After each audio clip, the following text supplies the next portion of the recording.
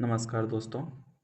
M Laxmikant की book Bharat की राज्य व्यवस्था से संपूर्ण अध्यायों को हमने क्वेश्चन आंसर के माध्यम से कवर करने की एक पहल शुरू की थी। इसके तहत हमने 4 चैप्टर्स पूरे कर लिए हैं और आज हम आपके समक्ष चैप्टर 5 जो कि संघ और राज्य क्षेत्र यानी यूनियन एंड इट्स टेरिटरी को लेकर आपके समक्ष प्रस्तुत हैं।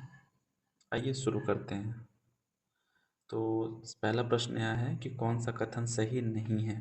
तो पहला कथन ये है कि कौन सा अनुच्छेद भाग 1 में अनुच्छेद 1 से 4 तक संघ और राज्य क्षेत्र की चर्चा है और अनुच्छेद 2 में भारत को राज्यों का संघ कहा गया है।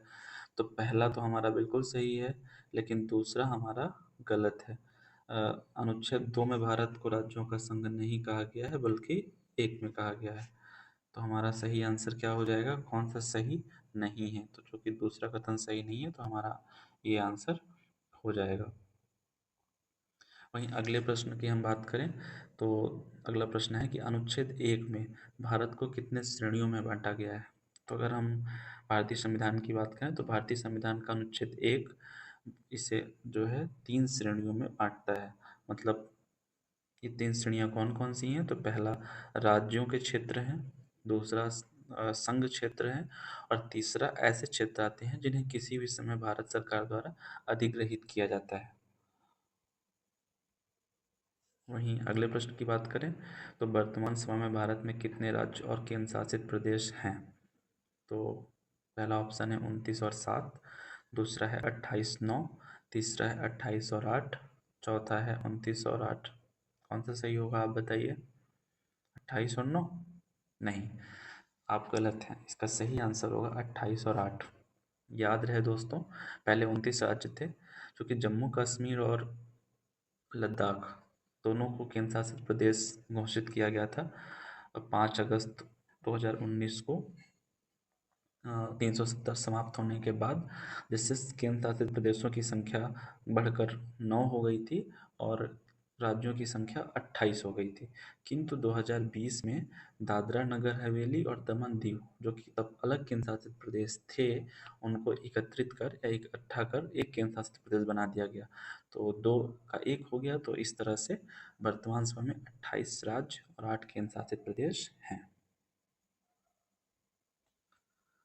वहीं अगले हम प्रश्न की बात करें तो पूछ रहा है कि किस राज्य हेतु विशेष उपबंध का प्रावधान नहीं किया गया है। तो महाराष्ट्र है, गुजरात है, कर्नाटक है, तमिलनाडु है। तो इसमें हमारा सही आंसर क्या हो जाएगा। तमिलनाडु के संबंध में विशेष उपबंध का प्रावधान नहीं किया गया है। याद रहे दोस्तों कि भारत संविधान के अनुच्छेद 371 के अंतर्गत राज्यों है तो विशेष उपबंध का प्रावधान किया गया है। हम आपको कुछ बताते हैं, बाकी जो नहीं बताएंगे आपको ये होमवर्क रहेगा कि आप उसे देखें और अपनी जानकारी को पूर्ण करें। 371 के सबसे पहले उसमें ये कहा गया है कि महाराष्ट्र और गुजरात दोनों राज्यों के संबंध में विशेष प्रावधान है। वहीं 371 का जो है वो नागालैंड को विशेष प्रावधान नागालैंड के लिए विशेष प्रावधान करता है। वही 371 खा जो है असम के हेतु महत्वपूर्ण प्रावधान करता है। वहीं ग जो है मणिपुर के लिए विशेष राज्य का प्रावधान करता है। इसी तरह से चा जो है सिक्किम के लिए करता है। तो ये आप लोग थोड़ा सा देख लीजिएगा। आगे बढ़ते हैं। अनुच्छेद 2 और अनुच्छेद 3 के तहत कोई प्रावधान पारित होगा। कहने का मतलब ये है कि पहले हम ये समझें कि अनुच्छेद 2 और अनुच्छेद 3 है क्या।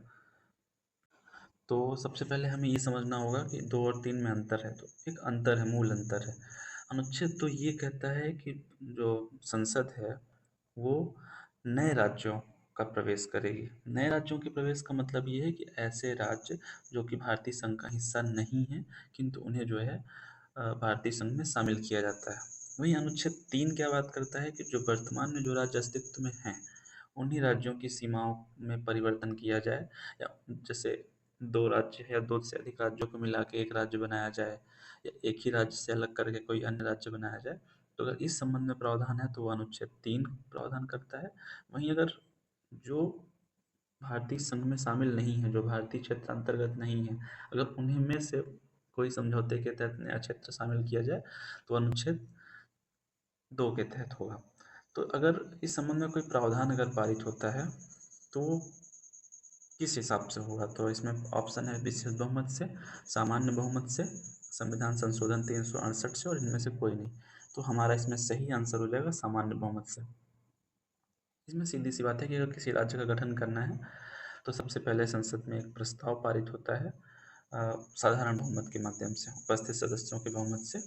हालांकि राष्ट्रपति जो है संबंधित राज्य, जो राज्य प्रभावित हो रहा है उस राज्य का मत जानने के लिए भेजता है, लेकिन राज्य अपना मत देता है नहीं देता है, पक्ष में है विपक्ष में है, उससे मतलब नहीं है। अगर समय पूर्वक, समय से पहले या एक निश्चित समय मत आ जाता है तो भी ठीक है, नहीं आता है तो भी ठीक है, राज्यों का गठन किया जाता है। वहीं अगले प्रश्न की हम बात करें तो 1950 में भारतीय संविधान ने भारतीय संघ के राज्यों को कितने भागों में वर्गीकृत किया था। तो सबसे पहले अगर हम बात करें तो पहले सीधे प्रश्न के उत्तर में आते हैं। ऑप्शन हमारे पास 2, 3, 4 और 5 है। तो 4 तरीके के राज्यों को वर्गीकृत किया गया था। कौन कौन से थे? भाग का, भाग खा, भाग गा और भाग घा। वहीं अगर हम बात करें तो भाग का में जो है वे राज्य थे जहां ब्रिटिश भारत में गवर्नर का शासन था। वहीं भाग खा में अगर बात करें तो विधानमंडल के साथ शाही शासन था। और भाग गा जो है ब्रिटिश भारत के मुख्य आयुक्त के शासन से संबंधित क्षेत्र इसमें शामिल थे। और भाग घा जो है अंडमान निकोबार इसमें अकेले रखा गया था। तो ये 4 तरीके के संघों को वर्गीकृत किया गया था। वहीं अगले प्रश्न की बात करें तो अगला प्रश्न कह रहा है कौन सा कथन सही है। तो पहला कथन ये है कि जून 1948 में एस के धर की अध्यक्षता में भाषाई प्रांत आयोग गठित हुआ। दूसरा कथन है कि 1948 में जेबीपी समिति का गठन हुआ। और तीसरा कथन है कि दोनों ने भाषाई आधार पर राज्यों के गठन का समर्थन किया। तो देखिए, जब संविधान सभा गठित हुई तो उसके समक्ष प्रश्न ये था कि राज्यों का गठन का आधार क्या हो। तो उस हेतु सबसे पहले जून 1948 में एस के धर की अध्यक्षता में भाषाई प्रांत आयोग का गठन किया गया, जिसने अपनी रिपोर्ट प्रस्तुत की। उसके बाद इसी संबंध में विचार विमर्श के लिए जेवीपी। तो अब यहाँ पे जेवीपी 3 सदस्य थे। तो जे मतलब जवाहरलाल नेहरू, बी मतलब वल्लभ भाई पटेल और पी मतलब पट्टाभी सीता रमैया। 3 सदस्य थे, इन्होंने भी अपना मत प्रस्तुत किया। लेकिन जो तीसरा कथन ये कह रहा है कि भाषाई आधार पर राज्यों के गठन का समर्थन किया, तो नहीं दोस्तों, दोनों समितियों ने भाषाई आधार पर राज्यों के गठन का विरोध किया था। तो इसमें हमारा सही क्या आंसर हो जाएगा? 1 और 2।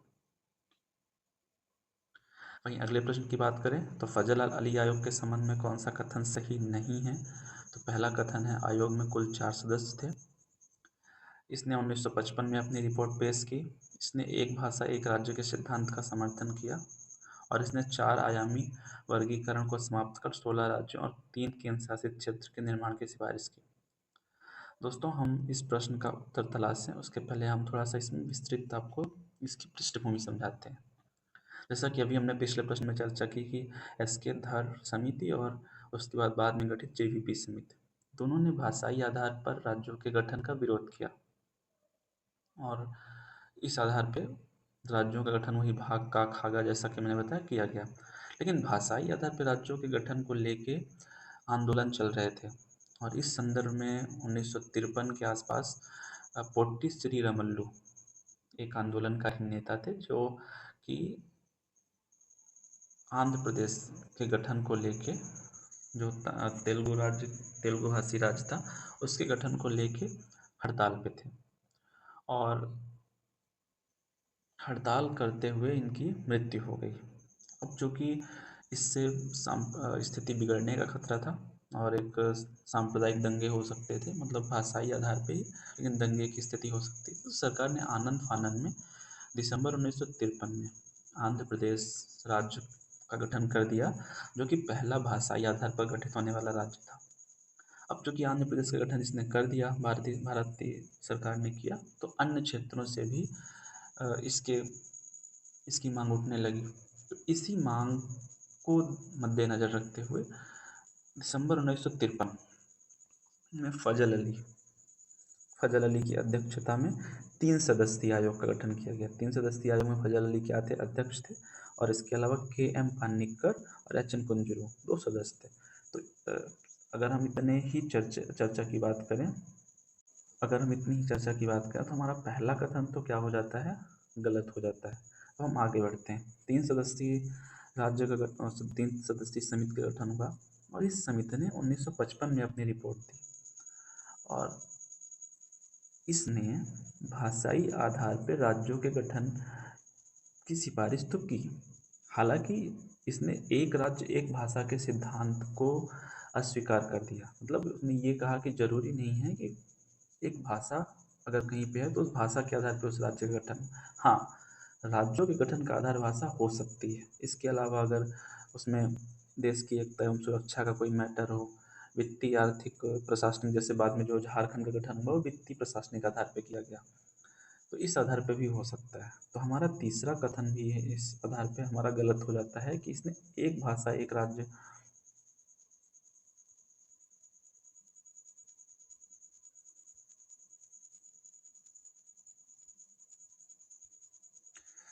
रुकिएगा थोड़ा सा दोस्तों।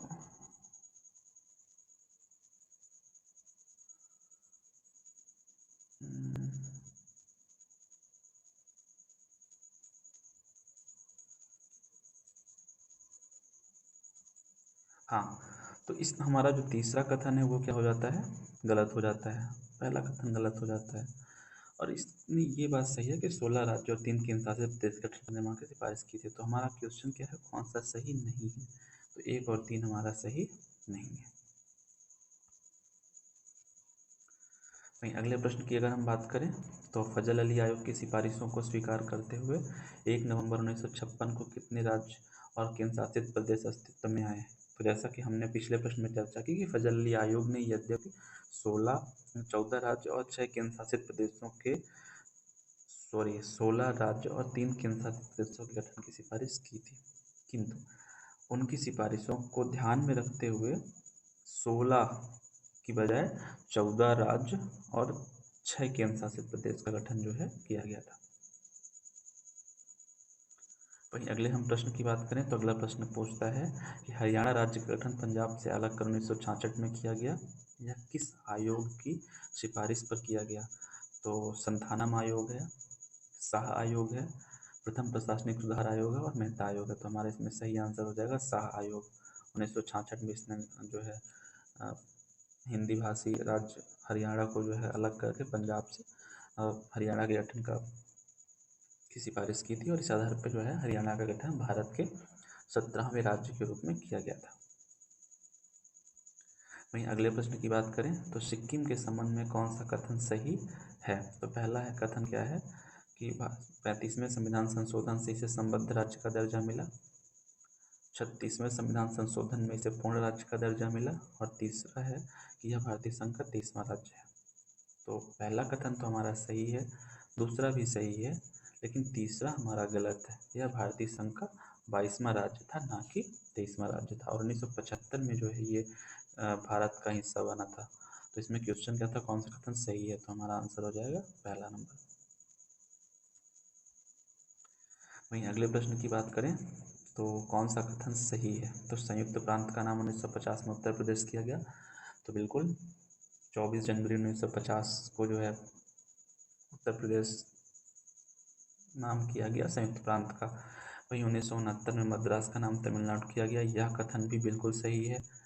फिर अगला है 1992 में दिल्ली का नाम राष्ट्रीय राजधानी क्षेत्र दिल्ली 70वें संविधान संशोधन के माध्यम से किया गया। देखिए पहला पार्ट तो इसका सही है, किंतु जो 70वां संविधान संशोधन है वो नहीं था, वो 69वां था, 69 था।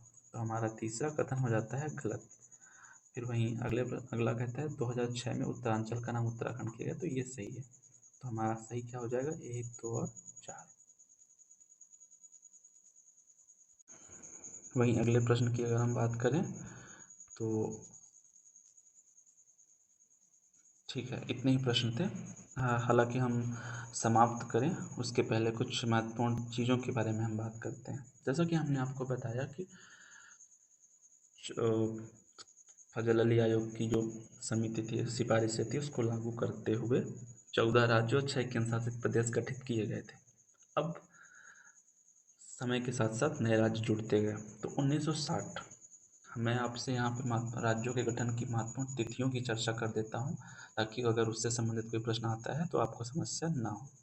तो 1960 में जो है गुजरात और महाराष्ट्र, तो इसमें क्या था कि बम्बई जो है, महाराष्ट्र को बम्बई राज्य के नाम से जाना जाता था, तो इसने जो है दो राज्यों का गठन किया गया। महाराष्ट्र को, मराठी भाषा क्षेत्र को महाराष्ट्र, और गुजराती भाषा के क्षेत्र गुजरात। तो इस तरह से गुजरात को भारतीय संघ का 15वां राज्य बनाया गया। फिर क्या हुआ कि 1954 में दादर एवं नगर हवेली को स्वतंत्र किया गया था। तो इसने जो है 10वां संविधान संशोधन किया भारतीय संसद ने, और 1961 के द्वारा इसे संघ शासित क्षेत्र में परिवर्तित कर दिया गया। वहीं गोवा को भी जो है 1961 में जो है 12वें संविधान संशोधन के माध्यम से दमन एवं दीव और गोवा दोनों को जो है केंद्र शासित प्रदेश का दर्जा दिया गया। बाद में गोवा को 1987 में जो है पूर्ण राज्य का दर्जा दे दिया गया था। वहीं पुदुचेरी भी जो है पहले फ्रांसीसी क्षेत्र के अंतर्गत आता था, और पुदुचेरी के आपको पता होगा 3 है, कराईकल, माहे और यनम, और इसका विस्तार 3 राज्यों में है। अ, तो इसे जो है जब भारत के सुपुर्द किया गया तो 14वें संविधान संशोधन के माध्यम से इसे संघ शासित प्रदेश बनाया गया।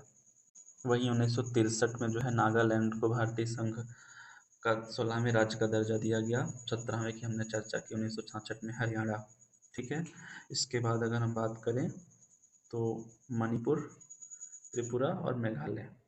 तो मणिपुर जो है भारत 1971-72 की हम बात कर रहे हैं। तो मणिपुर 19वां राज्य था, त्रिपुरा 20वां राज्य था, और मेघालय 21वां राज्य था। वहीं पे 22वें संविधान संशोधन के द्वारा मेघालय को स्वायत्त शासी राज्य बनाया गया था। वहीं अगर सिक्किम की बात करें तो हमने प्रश्न में ही चर्चा कर ली थी कि 35वें संविधान संशोधन के माध्यम से इसे संरक्षित क्षेत्र का दर्जा दिया गया था, और 36वें संशोधन के माध्यम से भारतीय संघ में ही सम्मिलित किया गया था। वहीं मिजोरम, अरुणाचल प्रदेश और गोवा की बात करें तो गोवा मैंने बताया आपको कि 1961 में इसे केंद्र शासित प्रदेश का दर्जा दिया गया था, जिसे 1987 में पूर्ण राज्य का दर्जा दिया गया। वहीं अरुणाचल प्रदेश को भी और मिजोरम को भी इसी 1987 में जो है राज्य का दर्जा दिया गया। वहीं 2000 में आते हैं तो 2000 में 3 राज्य अस्तित्व में आए। सबसे पहले 1 नवंबर 2000 को मध्य प्रदेश से अलग करके छत्तीसगढ़ का गठन किया गया। फिर 9 नवंबर 2000 को उत्तर प्रदेश से अलग करके उत्तराखंड का निर्माण किया गया। वहीं 15 नवंबर 2000 को बिहार से अलग करके झारखंड राज्य बनाया गया था। वहीं तेलंगाना की अगर बात करें तो 2014 में जो है आंध्र प्रदेश से अलग करके तेलंगाना 29वां राज्य जो है बना था। अब जैसा कि हमने बताया कि 2019 में जम्मू कश्मीर जो कि एक राज्य था, उसको केंद्र शासित प्रदेश जो कि जिसे लागू हुआ था वो 31 अक्टूबर 2019 से, तो 2 लद्दाख और जम्मू कश्मीर 2 केंद्र शासित प्रदेश अस्तित्व में आए। बाद में फिर जम्मू दादरा नगर हवेली दमन दीव को एकत्रित करके 2020 में इकट्ठा कर दिया गया। तो वर्तमान में इस तरह से अगर देखा जाए तो 28 राज्य और 8 केंद्र शासित प्रदेश हैं। तो दोस्तों, ये महत्वपूर्ण चर्चा थी। सबसे पहले हमने प्रश्नों के माध्यम से डिस्कस किया, उसके बाद लास्ट में हमने इसको रिवाइज करा दिया है आपको। अ, और ज़्यादा जानकारी होगी तो आप एक बार देख भी सकते हैं इसे। उम्मीद है कि आपको ये जानकारी पसंद आई होगी। धन्यवाद।